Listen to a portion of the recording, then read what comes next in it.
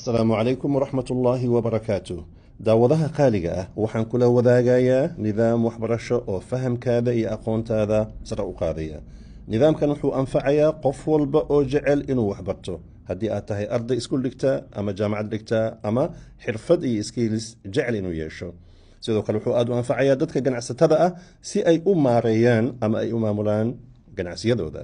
aan ku weydiiya weligaa ma maqashay waxa loo yaqaan Pomodoro Technique? haddaan Soomaali ahaan ku macneeyo waxaa loo yaqaanaa xeeladda ama farsamada yaanyada ama tamatada. Pomodoro Technique waxaa hindisay oo keenay aqoon-yahan Talyaani ah oo magaciisa loo yaqaan Francesco, waxayna ahayd dhammaadkii 80-yadii. wuxuu ahaa arday dhigta jaamacad, waxaana ku adkaa inuu focus ama diiradda uu saaro aqoontiisa iyo waxbarashadiisa.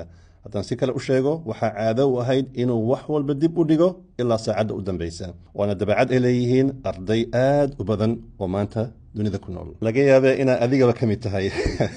saaxiib, waxaa laga yaabaa inaad isweydiiso intee ayay iska soo galeen waxbarashada iyo tamaatada, oo maxaa magaca loogu bixiyey? laakiin su-aasha jawaabteeda ayaa waxay tahay Francesco wuxuu ka agdhowaa jikada waxaa yaalay saacad u samaysan qaabka Pomodoro oo ah nooc ka mid ah noocyada yaanyada ama tamaatada, waana sababta keentay in magaca loo bixiyo, maadaama uu saacadda u isticmaalayay inuu waqtigiisa ku maareeyo kuna maamulo.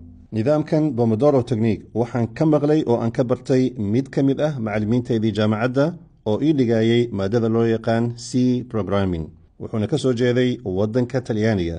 waxaana nasiib wanaag ah ilaa maanta inaan ahayo buugga isaga ah. mar walbuu iga soo horbaxo waxaan xusuustaa nidaamkan Pomodoro Technique. waa xusuus aad iyo aad igu weyn. ujeeddada ugu weyn ee ka dambeysay nidaamkan ayaa wuxuu yahay in nafsadaada culays aadan saarin, la'anna markaa buugga soo qaado oo intaa la eg oo aad iyo aad u weyn, niyadda ayaa kaa jabaysa. waxaad is leedahay goormee waxaan oo dhan aad fahmi doontaa, ka dhex bixi doontaa, aad aqrin doontaa, waa qalbi jabaysaa. laakiin nidaamkan ayaa waxbarashada ama muraajacada u qaybinaya 4 tallaabood oo ay fududahay inaad raacdo oo aad samayso oo aadan ka daalin. tallaabada koowaad ayaa waxay tahay inaad soo qaadato mowduuc ka mid a mowduucyada, topic ka mid a topigyada. waa midka is leedahay wax ka ogow, wax ka dhigo oo daraasee. tallaabada labaad ayaa waxay tahay inaad xadido waqtiga. weli nidaamkan isaga ah wuxuu qeexayaa, uu xusayaa oo uu sheegayaa inaad ku xadido 5 ilaa 10 daqiiqo. waxaad isticmaali kartaa saacad caadi ah, waxaad isticmaali kartaa mobile phone-kaada. sidoo kale waxaa heli kartaa abab badan oo loo diyaariyey inay u shaqeeyaan qaabkan Pomodoro Technique oo aad soo degsan kartid. qaar bilaash ah iyo qaar lacag ah intaba way leeyihiin. tallaabada saddexaad oo ugu muhiimsan ayaa waxay tahay inaad akhriso oo aad muraajacayso oo aad ku noqoto toobigii iyo mowduucii aad la soo baxday.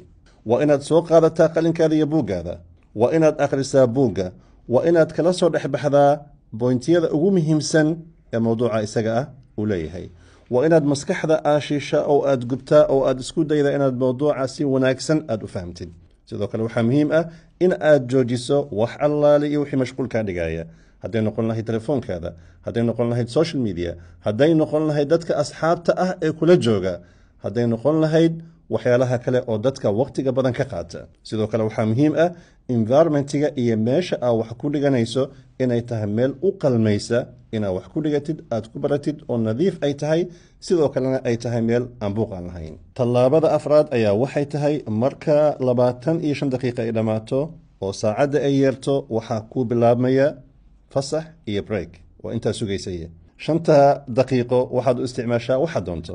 koobkaada shaaha soo qaado, biyahaada soo qaado, ducooyinkaada akhriso, ciddii muhiim ku ah la hadal oo wac, laakiin waa inaysan ka badan 5 daqiiqo.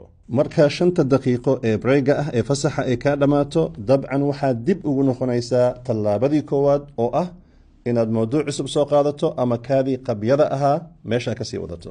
waa inaad saacadda dib u buuxisaa oo aad ku buuxisaa 25 daqiiqo oo cusub. waa inaad mowduuca isaga aad akhrisaa oo maskaxda aad gubtaa oo aad fahamtaa toobiga isaga ah. kadib waxaa kuu bilaabmaya 5 daqiiqo oo cusub oo fasaxa oo breyg ah. fasaxaada gaaban kadib waxaad dib u soo celinaysaa tallaabooyinka 2 jeer oo kale.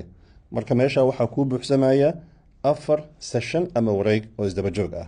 waxaad haysataa 100 daqiiqadood oo wax akhris ah, oo dadaal ah, oo maskaxda aad gubtay ah, iyo 20 daqiiqo oo breyg ah iyo damaashaad ah.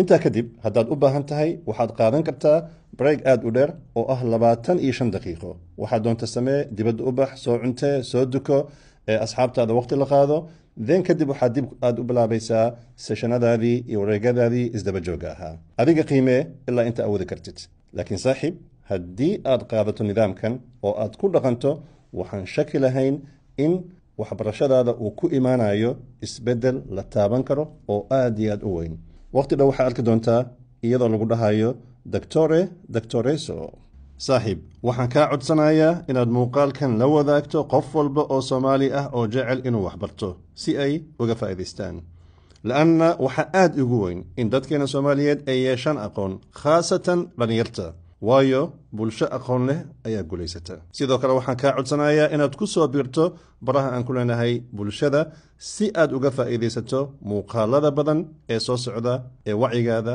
aqoontaada iyo fahamkaada kor u qaadaya haddaba dadaal waxaan ku rajaynayaa guul iyo gobanimo waxaan kaaga tegayaa fi amaan illaah wassalaamu calaykum waraxmatullaahi wabarakaatuh